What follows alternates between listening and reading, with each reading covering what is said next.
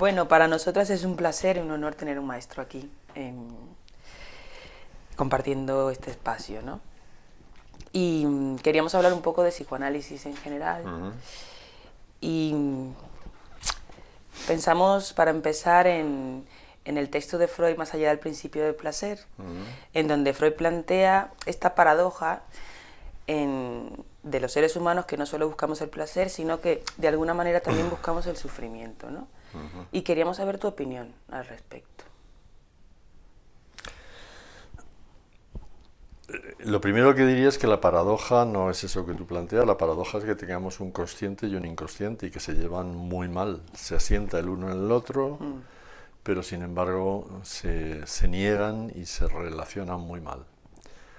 Yendo a la pregunta concreta, a mí la verdad es que no me gusta la idea de que buscamos el sufrimiento, porque habría que pensar en el verbo, en buscar, y en el sufrimiento. Yo no creo que busquemos el sufrimiento. Al menos, a mí por lo menos me suena, lo de buscar me suena a consciente. Yo no creo que conscientemente buscamos el sufrimiento, conscientemente buscamos siempre el placer. Incluso podemos buscar el placer a través del sufrimiento, como es el caso, por ejemplo, del masoquismo, ¿no? Sí. De manera que lo de buscar y el sufrimiento tampoco es exactamente así, creo yo.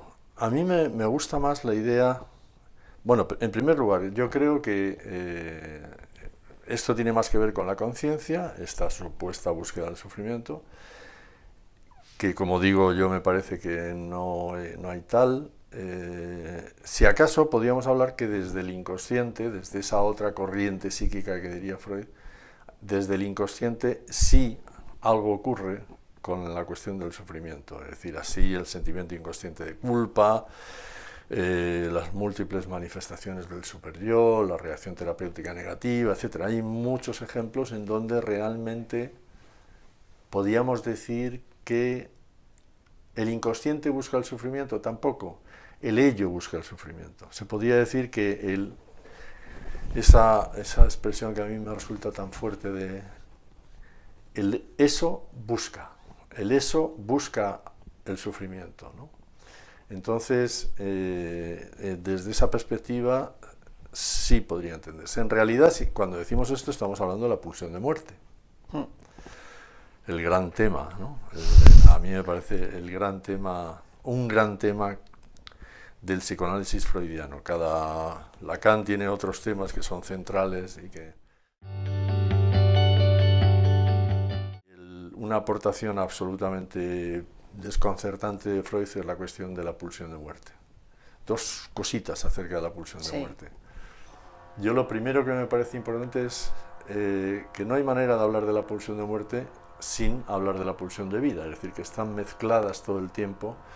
A mí siempre me ha gustado pensarlas como, seguramente que no es muy correcto, pero pensarlas como las dos caras de lo mismo, ¿no? La pulsión tiene una cara que tiende hacia la vida, y tiene hacia la vida entre comillas, no la vida biológica, sino que tiende hacia el deseo, podríamos decir, y otra cara que tiende hacia, tampoco hacia la muerte, sino si acaso a la muerte del deseo, ¿no?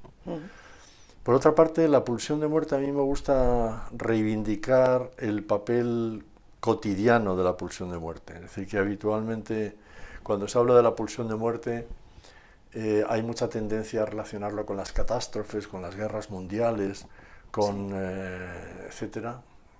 Y a mí me parece que la pulsión de muerte es algo que tiene una enorme banalidad. En lo cotidiano operamos con la pulsión de vida y con la pulsión de muerte. La pulsión de muerte tendría que ver con la tendencia, por una parte, a buscar la satisfacción plena, el apaciguamiento pleno. Me ha gustado últimamente esa diferencia entre satisfacción y apaciguamiento. La pulsión yo no creo que busque la satisfacción como tal, pero sobre todo lo que busca es el apaciguamiento, lo que busca es el punto cero, concretamente a lo que llamamos pulsión de muerte. Entonces busca ese apaciguamiento y en esa carrera hacia el apaciguamiento, hacia la satisfacción plena, se lleva por delante lo que haga falta. es decir, se lleva por delante al otro, a las representaciones del otro, a las representaciones del yo y al propio yo, ¿no? Pero no es que haya una pretensión de sufrimiento, yo creo, sino que realmente es el efecto de la desligazón, es el efecto de operar por fuera de las representaciones. Y en esta línea de, al principio hablaba de dos corrientes, la consciente y la inconsciente, ¿no? Más que buscar un sufrimiento, el psicoanálisis plantea también que la persona que se psicoanaliza pueda pensar en determinado momento qué tiene que ver ella con eso que le hace sufrir. Ajá. Y en ese tener que ver y buscar una relación de lo que hace o deja de hacer, esto a veces suena como a culpabilizante, ¿no? De que tienes que ver tú con lo que te pasa. Pero sin embargo, quizá hay algo de esto, ¿no? Inconscientemente. ¿Y cómo se puede explicar? ¿O cómo se puede manejar? A ver, tú dices algo de culpabilizante, yo diría algo de responsabilizante, ¿no? Es decir, que hay un concepto que a mí me gusta mucho, que es el concepto lacaniano de o al menos tal como yo lo entiendo, de la rectificación subjetiva, ¿no? Habitualmente los neuróticos le atribuimos todos nuestros males a los otros, es decir, eso yo diría que siempre, es decir, uno viene protestando por la pareja, por los hijos, por el jefe, siempre los otros son los que, o mi madre que no sé qué, o mi padre que no sé cuántos, o tal, mi historia, pero raramente una persona viene y se pregunta ¿por qué estoy en este punto? ¿Qué he hecho yo para estar en este lugar, ¿no? Entonces yo creo que la rectificación subjetiva trataría un poco de justamente hacer esa modificación, ese cambio, esa traslación del sujeto de lo que está hablando. Entonces yo creo que es absolutamente fundamental, es decir, que el sujeto, lo cual no es fácil, pero que llegue un momento en que se pregunte, bueno, con independencia de todo esto que me ha pasado, etcétera, etcétera, ¿yo qué tengo que ver con todo esto, ¿no? Es decir, ¿de qué manera yo he inducido, mantenido, estimulado esto que me pasa?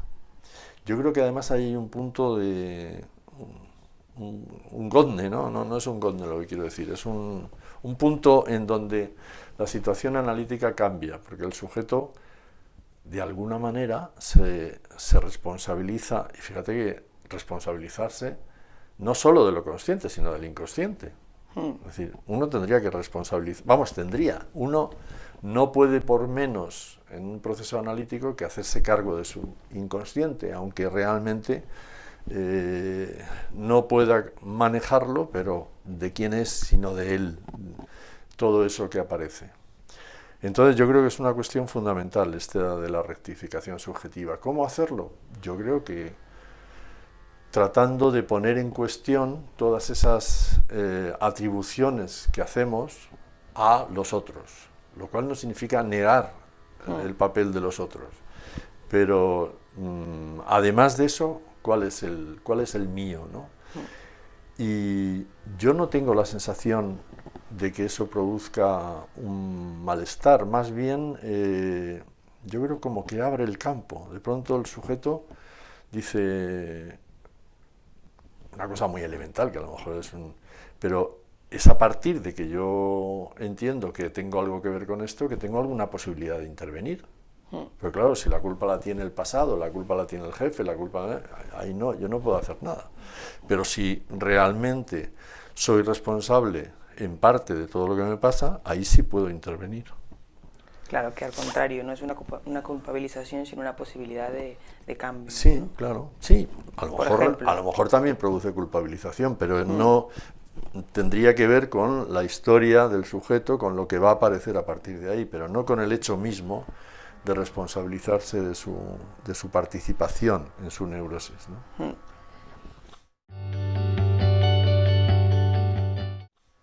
Esto me hacía pensar también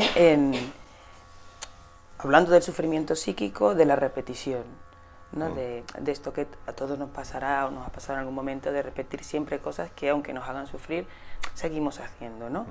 Y bueno, nos gustaría que nos explicaras de qué se trata este concepto que plantea Freud. Otro tema importante, no, todos lo son, ¿no? Pero, a ver, repetición se puede, yo a lo largo de mi hablar sobre el tema lo he abordado de distintas maneras, pero me parece, por ejemplo, que una cuestión es diferenciar tipos de repeticiones. Una es la memoria inconsciente. Es decir, otra cosa sería, en la memoria inconsciente, lo que hacemos, la memoria es una repetición, ¿te das cuenta? La memoria es una repetición. Entonces, en la memoria inconsciente, lo que podríamos decir es que las representaciones inconscientes insisten una y otra vez, una y otra vez, una y otra vez. Es decir, hay una serie de representaciones o de significantes que han quedado reprimidas, pero la pulsión ha quedado fijada a esa representación reprimida y por tanto tiende una y otra vez a buscar la satisfacción correspondiente. Entonces, pero eso es importante, la idea de que más que repetir hay una insistencia en la significación, en los significantes, perdón, o en las representaciones inconscientes. El retorno de lo reprimido, por ejemplo, es otra repetición, ¿no? Es decir, lo reprimido retorna, y retorna bajo forma de síntoma. El síntoma, por tanto, también es una forma de repetición. De repetición no sabemos de qué, pero ahí estamos repitiendo algo del orden de las representaciones investidas desde la pulsión. Otra cuestión de la repetición es la que aparece en Recordar, Repetir, Reelaborar, el artículo de Freud de 1914, ¿no? Sería la repetición, el recordar en acto, la repetición como una manera de recordar en acto, es lo que dice Freud. Se trata en la transferencia, que es de eso de lo que trata esta cuestión. En la transferencia, lo que el sujeto hace es, en lugar de rememorar, lo que hace es poner en acto esa memoria que no puede ser recordada. Entonces, el sujeto actúa en lugar de recordar. Otra manera, por tanto, de repetir. Repetir cosas de las que a veces el sujeto nunca ha sido consciente. Es decir, pero, digamos, esas representaciones insisten y se ponen en acto en la transferencia. Y finalmente estaría la compulsión a la repetición. Otro tema fuerte que tiene que ver con la pulsión de muerte, porque en realidad la compulsión a la repetición sería la manifestación clínica de la pulsión de muerte. La pulsión de muerte como tal no la vemos de ninguna manera, pero la compulsión a la repetición sí. La compulsión a la repetición, que Freud estudia en Más allá del principio del placer, que recuerdas, lo pone en relación con diversos fenómenos en la transferencia, por ejemplo, en el juego del Fordá, en las neurosis traumáticas, etcétera, en donde el sujeto, podríamos decir, para decirlo muy simplemente, a lo mejor no muy rigurosamente, pero que el sujeto repite por repetir. Es decir, es como que no consigue enganchar con representaciones. A mí me suena un poco como cuando una rueda de la bicicleta patina, ¿no? Y patina, y patina, y patina, no consigue agarrarse al firme. Pues en la compulsión a la repetición hay un intento, yo creo, Freud lo plantea así, hay un intento de engancharse a representaciones que permitan, en el caso de la neurosis traumática, por ejemplo, hacer frente a un acontecimiento o a una emergencia de angustia como en su momento no fue posible, ¿no? Es decir, es como el intento de reconstruir ahora algo que no pudo darse en su momento, pero la compulsión a la repetición no consigue, y por eso digo que repite por repetir, no es que es como un repetir sin sentido, que es, si te das cuenta, lo que decíamos antes de la pulsión de muerte, ¿no? Que es estar rodeando todo el tiempo algo en donde lo importante no es a dónde voy, lo importante es el ir el ir, el ir, ir. Entonces la compulsión a la repetición, yo diría igual que de la pulsión de muerte, no es una cuestión súper patológica, no, la compulsión a la repetición la vemos, por ejemplo, en la compulsión de los síntomas, en la compulsión, es decir, hay una serie de cuestiones que están ahí y no hay manera de moverlas. La psicosomática, muchos de los síntomas con los que nos confrontamos son expresión de una compulsión a la repetición que no para, y no para, y no para. Entonces, claro, ¿cuál sería la tarea analítica? Proporcionarle ese suelo para que deje de patinar, es decir, proporcionarle las representaciones o los significantes que le permitan dejar de repetir. En realidad el análisis, a veces se ha dicho así, yo creo, el psicoanálisis, una de las maneras de entenderlo es como el intento de parar la repetición, la compulsión a la repetición, que el sujeto pueda encontrar otra vía, encontrar otras asociaciones, encontrar otros itinerarios para su neurosis, ¿no?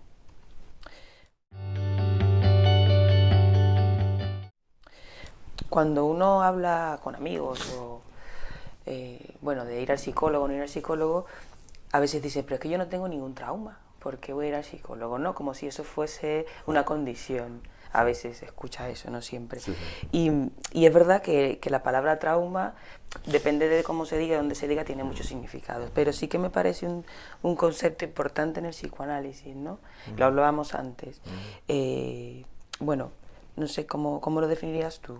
¿Y qué importancia tiene? Trauma es uno de esos conceptos que se han banalizado mucho, ¿no? Y que efectivamente, como tú dices, se utiliza con mucha ligereza. Entonces, yo no tengo ningún trauma, eso no deja de ser gracioso, ¿no? No tengo ningún trauma. El trauma,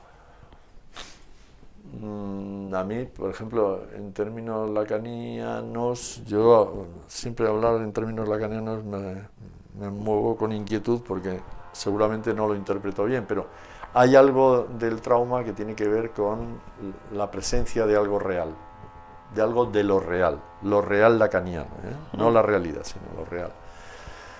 Por ejemplo, un trauma muy claro es la vivencia de lo siniestro. Es decir, ¿qué pasa en lo siniestro? Que hay algo que es del orden tal que yo no puedo apalabrarlo, que no puedo imaginarizarlo, que no puedo pensarlo, y entonces eso mientras dura esa vivencia, tiene un carácter claramente traumático, ¿no? Yo diría que, cuando digo no podemos apalabrarlo, yo creo que la cosa va más allá. Probablemente, también en términos lacanianos, habría que decir que es traumático todo aquello para lo cual el otro no tiene palabra, que es tanto como decir que no tengo representaciones para poder hacerme con ello, ¿no? Y ahí tenemos un amplio capítulo. Por ejemplo, las vivencias sexuales precoces tienen en su naturaleza misma un carácter potencialmente traumático.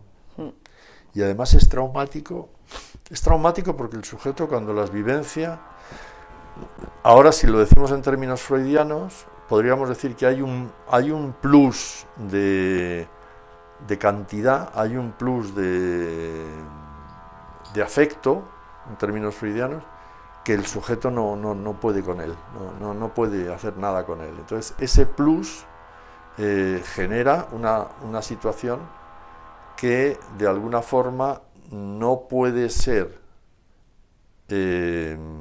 elaborada, digerida, hasta que entre en una cadena de representaciones. El ejemplo que a mí me resulta interesantísimo es el que pone Freud en el Proton Pseudos, es decir, cuando habla de esa niña que en su momento vivió un acoso sexual, un acceso sexual por parte de un adulto, cuando la niña todavía no tenía capacidad para darle a eso un valor sexual, no sabía. Entonces, y además repetidamente. Entonces, eso, digamos, eso queda ahí, supuestamente, queda ahí, no queda ahí, y eso yo creo que es el trauma.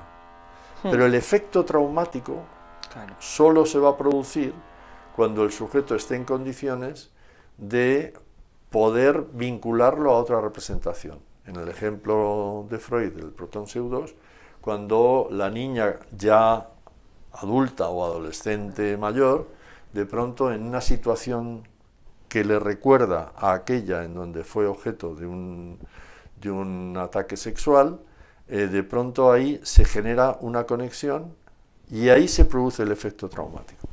Ese efecto traumático, otro elemento importante, tiene, como diríamos, tiene mucha presencia. Si, por ejemplo, no sé si recuerdas la carta 52 de Freud, la carta en donde Freud plantea una cuestión interesantísima, y es el problema que hay con el hecho de que los recuerdos de vivencias sexuales infantiles precoces se inscriben,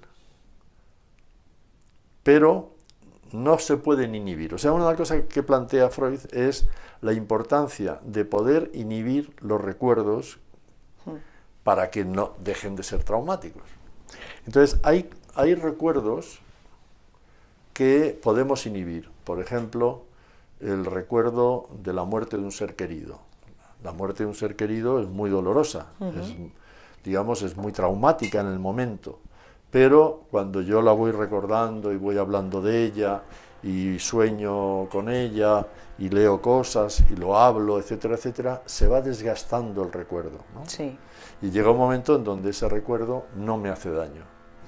El problema con la vivencia sexual infantil es que cuando yo la recuerdo, ya no es igual que cuando la viví. Ahora la recuerdo y la recuerdo con un placer actual. O sea, claro. Entonces, esta niña que fue atacada sexualmente en su momento no tuvo experiencia sexual, placer sexual, ni placer ni displacer sexual.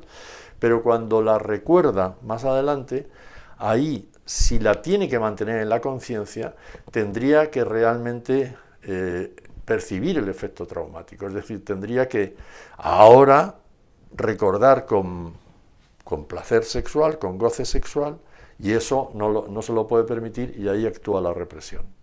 De esta manera, es decir, que las vivencias sexuales precoces, todas están condenadas a la represión, porque no pueden ser vivenciadas a posteriori, dado que desprenden un goce sexual que es intolerable para el sujeto. Esta chiquita del ejemplo, esta paciente de Freud, que me parece que era Emma, cuando vive esa segunda escena, segunda en el tiempo, pero primera en el recuerdo, no tiene conciencia de ella, es decir, no genera la conexión. ¿Por qué no genera la conexión? Porque en el momento en que se produce la conexión, ahí actúa realmente la represión, y ella no entiende nada. Lo único que a partir de ese momento no puede salir sola a la calle. Es decir, aparece un síntoma como retorno de un reprimido que ha sido reprimido aquí, no entonces, ¿no? O sea, que lo que quedaría por encima es como el efecto traumático. Claro, digamos. el efecto traumático se produce a posteriori. Sí. Y el trauma está en principio. Y claro, digamos que entiendo y por eso hacía la diferencia entre el trauma y el efecto traumático. El trauma es el momento en donde, o bien por la intensidad del estímulo, o bien por la debilidad del receptor, se genera una situación que además no puede ser tramitada en ese momento. Hay algo que no puede ser, si te das cuenta, todo el tiempo estamos hablando de un problema de poderlo representar, de poderlo atrapar por las palabras, de poderlo, de tener un otro que pueda ponerle palabras a eso que está pasando. Sí, en realidad hay una diferencia, y es que en la experiencia del sujeto ha habido un otro, el otro, bien sea el otro que es la madre, bien sea el otro que es el otro de la ley o el otro en general, el otro del lenguaje, que se ha quedado sin palabras frente a eso, no ha podido hacer nada con eso. Digamos que la experiencia analítica es un encuentro con alguien que provee, ayuda a crear un espacio en donde eso pueda ser representado, ¿no? Yo creo que es como casi todo lo que estamos hablando, es facilitar que el sujeto pueda realmente representar esa cuestión. Por supuesto que también hay otro elemento más difícil de manejar y tal vez más difícil de explicar. ¿Cómo diría? Lo digo muy rápidamente y lo más sencillo que se me ocurre. No todo se arregla hablando, ¿eh? No todo se arregla asociando, claro. No todo se arregla porque es un elemento absolutamente central, pero no todo se arregla hablando. Y la prueba es que en muchos análisis pues, se pueden eternizar, es decir, porque hablar y hablar y asociar y asociar y asociar. Entonces, ahí hay una cuestión que tiene que ver ya con el goce del trauma. Una cosa es la dificultad de representar el trauma y otra cosa es el goce que el trauma aporta, y esto en general, ¿no? Sí. Entonces, hay un punto... Hay una cuestión, y esa sí que yo creo que es fundamentalmente lacaniana, o por lo menos a mí me parece que Freud ahí, no sé, habría que pensarlo mucho, y a lo mejor me precipito demasiado diciendo esto, pero yo creo que Freud no aborda la clínica de lo que hoy podríamos llamar la clínica del goce, vaya, ¿no? La clínica de ese monto de afecto imparable en el cual el sujeto goza, es decir, con el cual el sujeto goza, es decir, que sufre, pero también, de alguna manera, extrae de ahí un placer otro, no un placer, pero un placer otro. Entonces, yo creo que ahí sí que el psicoanálisis lacaniano aporta una cuestión importante, que es la cuestión del corte,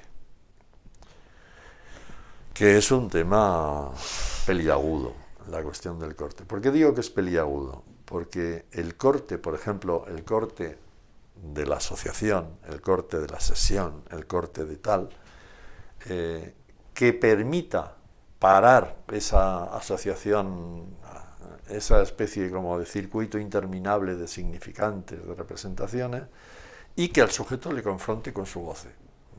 En lugar de hablar y hablar y hablar y hablar del goce, que realmente el sujeto experimente, separe el goce de la representación. Digo que es una cuestión peliaguda porque el corte implica una responsabilidad importante que en el psicoanálisis lacaniano se relaciona con la noción del acto, ¿no? Es decir, de la misma manera que el paciente puede hablar y hablar y hablar y hablar, el analista puede interpretar al infinito, ¿no? O señalar, o cualquiera de las maniobras que tienen que ver con la interpretación. El corte es otra cosa. El corte es cuando uno se arriesga a interrumpir una asociación, cuando uno se arriesga, no hace falta, no es solo el corte de la interrupción de la sesión, puede ser también el corte de el paciente está hablando y de pronto tener una intervención que rompe con ese circuito de representaciones. Es de pronto hacer un gesto fuera de lugar, es de pronto hacer algo que rompe eso, ¿no? Y lo que digo es que eso es un acto en donde el analista no sabe cuáles van a ser las consecuencias. Claro. Muchas veces no nos atrevemos a hacer nada de eso porque decimos es que el paciente se va a marchar. pero no es solo que el paciente se vaya a marchar, es que no sé lo que va a pasar. Claro. No sé lo que va a pasar. Un libro de Nasio en donde él presenta un ejemplo de este tipo de intervención, es un tipo de intervención sorpresiva. Tiene que ser sorpresiva para el paciente, pero también sorpresiva para el analista, ¿no? Que de pronto yo me encuentro diciendo algo o haciendo algo que rompe, pero que también a mí me sorprende, ¿no? La cuestión del acto tiene que ver con esto, ¿no? Yo creo que es importante el proveer de ayudar a proveer de palabras, o a proveer de asociaciones, o a proveer de recuerdos, o de sueños, o de tal, o de cual, pero también estar muy atento a eso, a interrumpir aquello que no lleva a otra cosa que adormecer la cuestión. Y entonces tratar de que el sujeto se haga es decir, experimente ese goce sufriente, ese dolor, y que de alguna manera Jorge Maruán tiene una serie de pasos donde él lo llama como la extracción, no, el trabajo con el trauma, el trabajo con el dolor, ¿no? Entonces hay un primer momento en que él habla de la destitución subjetiva, es decir, que el sujeto está, pues eso, en una destitución subjetiva, no es sujeto, lo que decíamos antes de la rectificación subjetiva, bueno, pues no es sujeto está como echando balones fuera, no se entera. Hay un segundo momento en donde el sujeto experimenta ese goce, experimenta ese dolor, y él lo llama como el atravesamiento del dolor, pero atravesamiento en el sentido de que se le atraviesa en la garganta, es decir, que hay un momento en donde el sujeto experimenta ese malestar, esa angustia, ese goce, etc. Hay un tercer momento, y el analista ahí lo que tiene que hacer es tener paciencia. Recordar una cosa que decía Lacan también, que el que tiene que ser paciente es el analista, ¿no? Hay que ser muy pacientes. Y hay un tercer momento en donde sería como la extracción de ese dolor, de ese trauma, ¿no? Es decir, el sujeto finalmente lo puede echar, lo puede gritarlo, puede llorarlo, puede, etcétera, ¿no?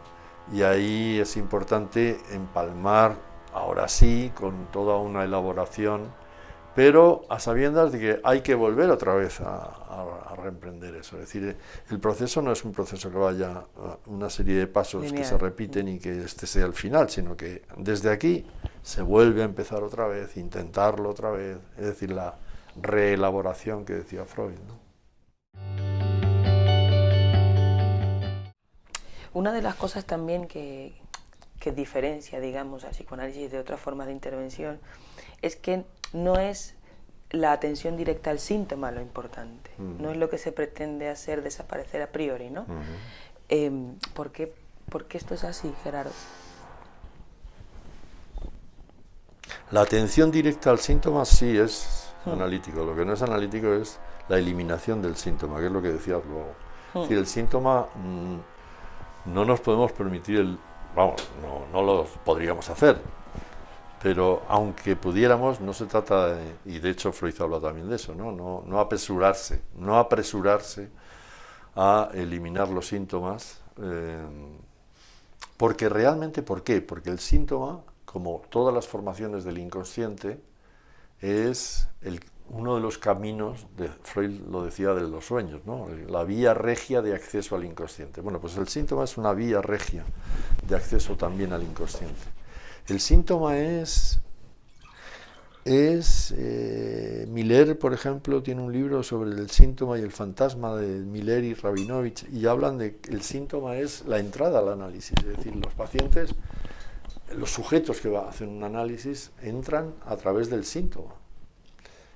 A veces uno se encuentra con sujetos que dicen, es que no me pasa nada, entonces si no me pasa nada, ¿qué voy a analizar? Es decir, a uno le tiene que pasar algo para ir a un análisis, y además a uno le tiene que pasar algo, y le tiene que pasar algo sobre todo que uno no entiende, algo que es en mayor o menor medida ego distónico, es decir, el síntoma como un cuerpo extraño, como una espina dolorosa, que me lleva a decir, ¿qué me pasa? Bueno, entonces, el síntoma, como sabes, Freud lo plantea como el resultado transaccional entre el deseo y la defensa. A mí siempre me ha gustado representarlo con algo que yo creo que está en Freud. Lo he hecho tantas veces que ya no sé si el mío es de Freud, pero creo que está en Freud. Y que es el par de fuerzas, ¿no? El par de fuerzas que estudiábamos en física, donde hay una fuerza que va para un lado, otra fuerza que va para otro, y el resultado de ese par de fuerzas es la bisectriz de ese ángulo, ¿no? Y entonces el síntoma es un resultado transaccional de un conflicto, obviamente.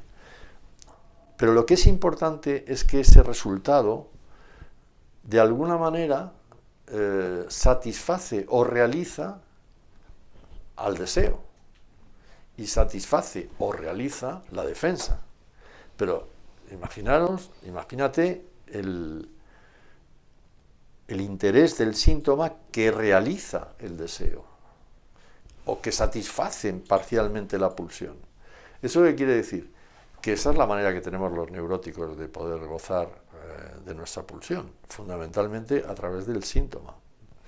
Entonces los síntomas, y ese es el beneficio primario del síntoma, el beneficio primario del síntoma es que yo realmente eso me está produciendo, bajo forma de padecimiento, bajo forma de sufrimiento, me está produciendo una satisfacción pulsional o una realización de deseo, como el sueño, ¿no? Del cual yo no me quiero desprender. La diferencia con el sueño es que el sueño, aunque a veces me haga despertarme angustiado, pero no tiene esa cuota de sufrimiento que suelen tener los síntomas neuróticos, ¿no? Pero, así todo, detrás de ese sufrimiento neurótico está la realización o la satisfacción de las pulsiones. De ahí que nos agarramos a nuestro síntoma y, sobre todo, que es importante cómo el síntoma nos va a conducir, si es el retorno de lo reprimido, de alguna manera nos permitirá hacer algún acercamiento a lo reprimido. Por otra parte, el síntoma, entre otras muchas cosas que tiene, es que es, como diríamos, es también una manera de defender, en términos lacanianos, de defender el nombre del padre, de defender la metáfora paterna. Si queremos decirlo de otra manera, es una manera de mantener en pie la ley edípica, ¿no? De mil maneras, es decir, de una manera histérica, de una manera obsesiva, de una manera fóbica, etc. Pero es claramente, en el caso de la fobia, es claramente una manera de tener en pie la necesidad de un otro de la ley, ¿no?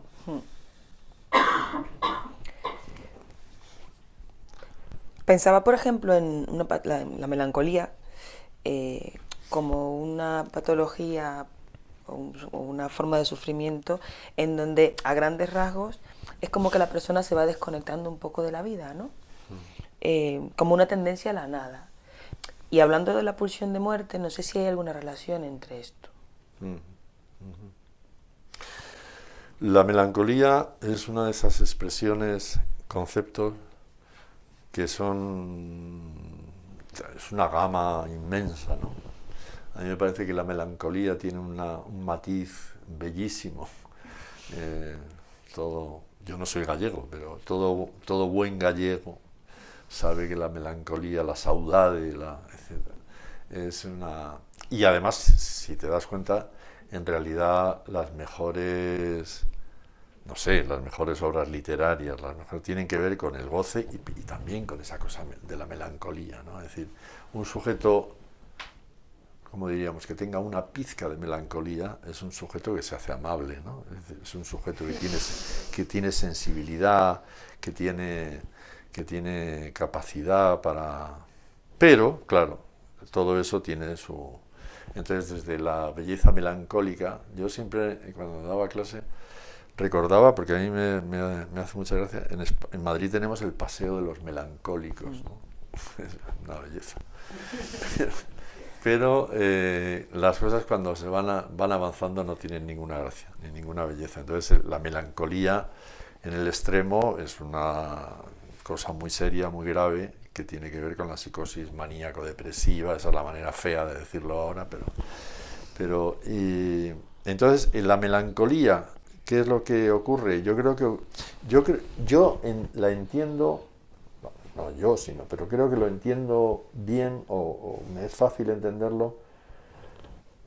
Bueno, lo primero que en Freud habla de duelo y melancolía, ¿no? Y entonces Freud es un trabajo bellísimo en donde diferencia el duelo y la melancolía. Entonces, la gran diferencia entre el duelo y la melancolía, aparte de las cosas en común que tienen, que son muchas, es que en la melancolía hay un rebajamiento del yo, hay una autodenigración permanente, incluso una exhibición de cómo yo me denigro, ¿no?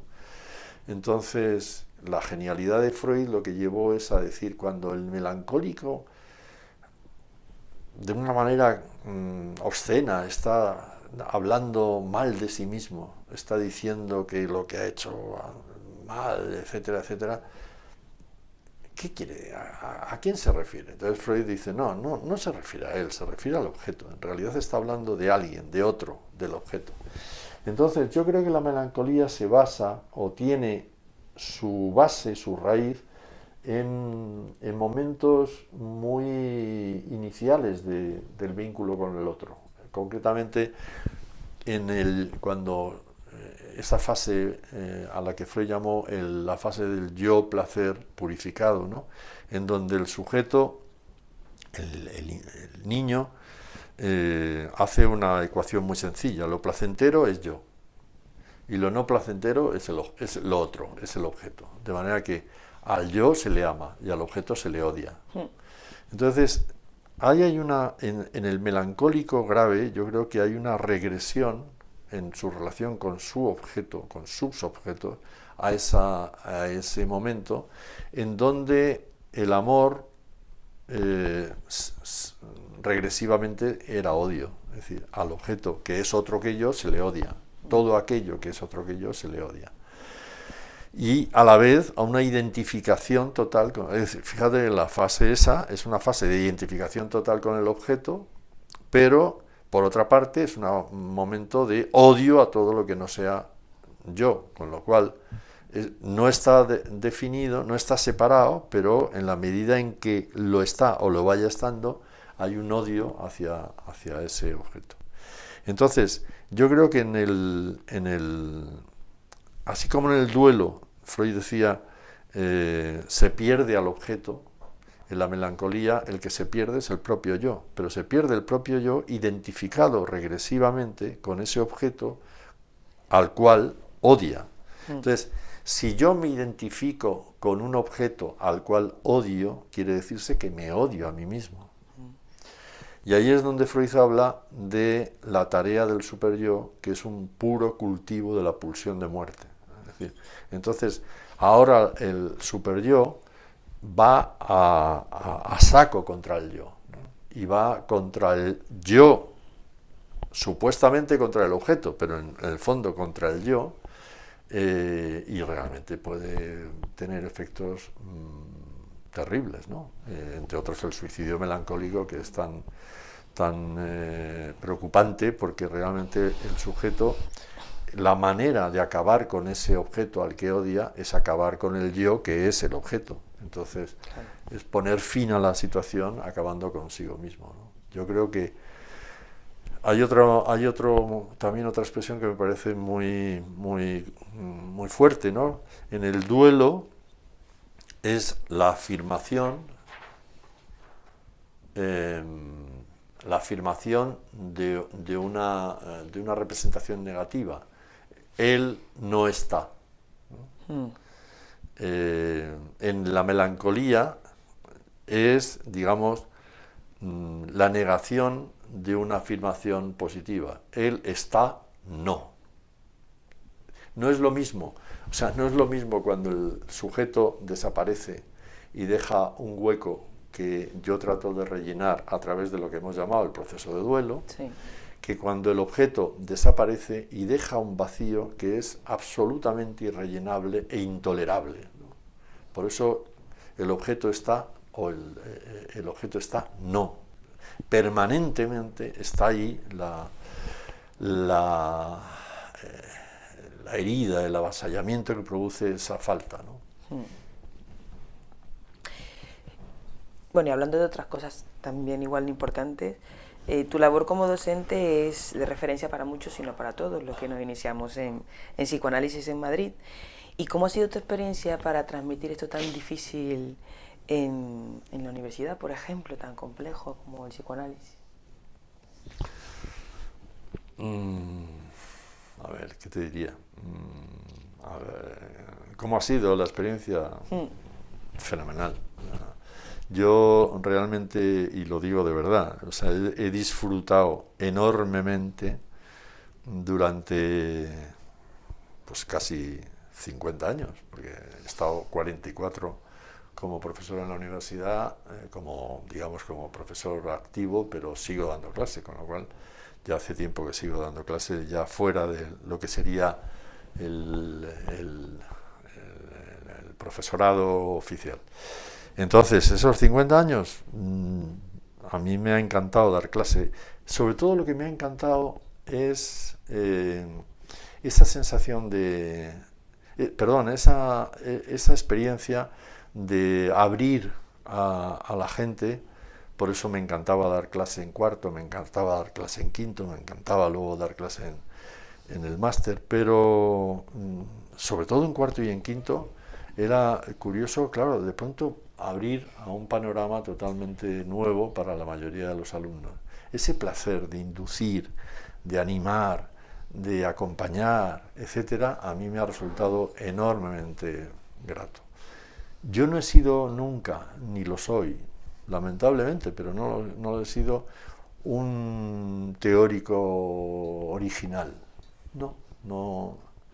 Pero sí creo haber dedicado durante toda mi vida profesional a una divulgación con rigor científico, con cierto rigor científico, creo yo, y eso realmente sí creo que ha tenido efectos en mucha gente, ¿no? Sí. Desde luego. A mí ahora, por ejemplo, el ver me llena de orgullo y de alegría, más que de orgullo, de alegría por ver que en todos los ámbitos, en todas las instituciones, etcétera, hay muchas. ¿Y qué te ha aportado el psicoanálisis a tu vida, a tu profesión? Pues, a ver, vamos a ver, mira, desde mi análisis personal, pues un montón de cosas que no te voy a contar. Pero, claro, muchas cosas. Desde el punto de vista de la docencia, pues lo que te acabo de decir, ¿no? Una experiencia enormemente grata.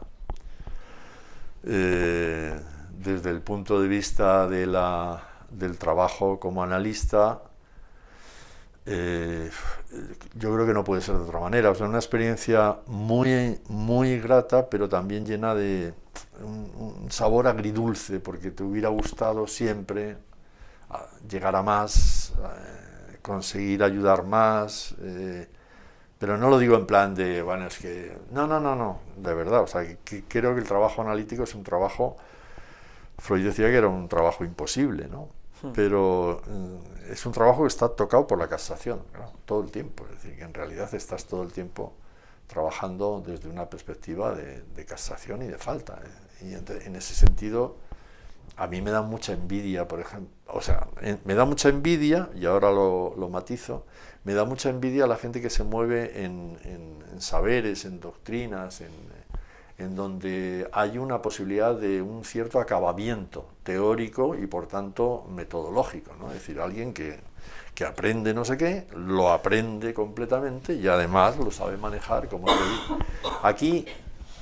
Por eso decía, qué envidia, ¿no? Pero por otra parte, qué suerte tener moverte en una construcción teórica en donde nunca dejas de dudar, de pensar, de darle vueltas, por ejemplo, a mí ahora me encantaría, para mí, no solo para...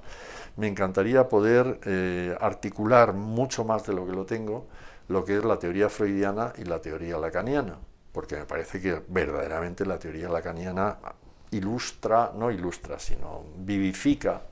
Hay otras cosas en donde es totalmente nueva, pero vivifica mucho la teoría freudiana. pero eso es un trabajo de chinos. Es decir, es un trabajo que uno emprende y un análisis es otro trabajo de chinos. Es decir, es un trabajo que nunca vas a decir, bueno, cuando se habla de final de análisis no es una, bueno, usted acaba y le voy a poner un diploma, ¿no? Una banda, sino que realmente siempre es un acabar que de alguna manera, como no podía ser de otra forma, te deja insatisfecho. O sea, yo con todo lo que cuentas, Gerardo, es como que te imaginamos, no siempre en el psicoanálisis, pero ¿cómo lo descubres? O sea, nosotros lo descubrimos contigo, ¿no? O un poquito antes, o sea, ¿cómo llegas al psicoanálisis? Pues sí, a ver si me acuerdo, que hace mucho. A ver, mira, yo inicialmente empecé estudiando físicas, o sea, hice el selectivo y tal, porque me gustaba, siempre me han gustado las ciencias también, vamos, me gustaban al nivel del bachillerato, etcétera, pero sí, me gustaba mucho. Pero yo empecé a estudiar eso y no me decía nada, pero tampoco había una alternativa clara, no existía la psicología como tal. Y entonces, no obstante, me pasé a lo que era la Facultad de Filosofía y Ciencias de la Educación, creo que se llamaba en aquel tiempo, que era un horror, la pedagogía. Concretamente yo inicié la única rama que se acercaba a lo que yo me sonaba que tenía que ver con la psicología era la pedagogía. Entonces la pedagogía de entonces era un espanto en donde se podía hablar, y no lo digo de broma, de si los ángeles tenían sexo o no, en fin, cosas verdaderamente peregrinas, y donde se hablaba todo el tiempo de filosofía, pero filosofía mala, escolástica, mala, muy mal enseñada. Bueno, la cosa es que de ahí pasé acabé la carrera de pedagogía, y yo creo que fue ya en esos años del final que conocí a una profesora que se llamaba Mercedes Valcarce. Mercedes Valcarce era una psicóloga que se había formado fuera, se había formado en Suiza, se había formado muy bien fuera. Y entonces estaba dando clase, pues yo creo que en cuarto de pedagogía. Y entonces hubo un grupo de gente que nos acercamos a ella, ¿no? Ahí estaba Eduardo Chamorro, Eduardo vino luego, pero ahí estaba Pilar Ortiz, estaba, en fin, Baudilio Martínez, que ya falleció, Ana Salvador, que también falleció y tal. Y ahí, en torno a Piaget, pero a la vez en torno a psicoanalistas franceses, Diatkin, Le Bovici, Marc Oresson, una serie de... Yo me pasó lo que digo que a veces le pasa a alumnos míos, que de pronto aquello era totalmente distinto. Entonces, de ahí yo ya empecé a hacer una psicoterapia de grupo con un psicoanalista que había...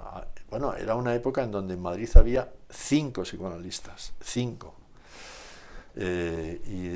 Con uno de ellos yo empecé la psicoterapia de grupo, luego ya pasé más adelante a trabajar con otro analista, ya más joven, etc. Y por ahí empezó. Y enseguida empecé a dar clases. O sea, eso también es una cosa importante, porque en aquel momento, que vosotros ya no lo habéis visto, ni mucho menos, si acababas la carrera y no lo habías hecho mal, inmediatamente tenías trabajo. Y en mi caso... y todas estas personas a las que he aludido, entramos inmediatamente a dar clases, de manera que yo en la Facultad de Psicología, el primer año, la primera promoción, yo era alumno y profesor, y a partir de ahí 44. Pues un placer. El mío también, mío también, un placer enorme estar aquí con vosotras y hablar de esto que tantos recuerdos hermosos me trae, y una teoría que tan interesante es, claro. Muchas gracias.